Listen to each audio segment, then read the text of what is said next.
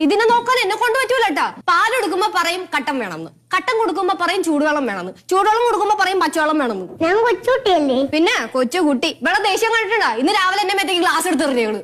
ആ ചീങ്കാൽസ്. ചീങ്ക്ലാസാ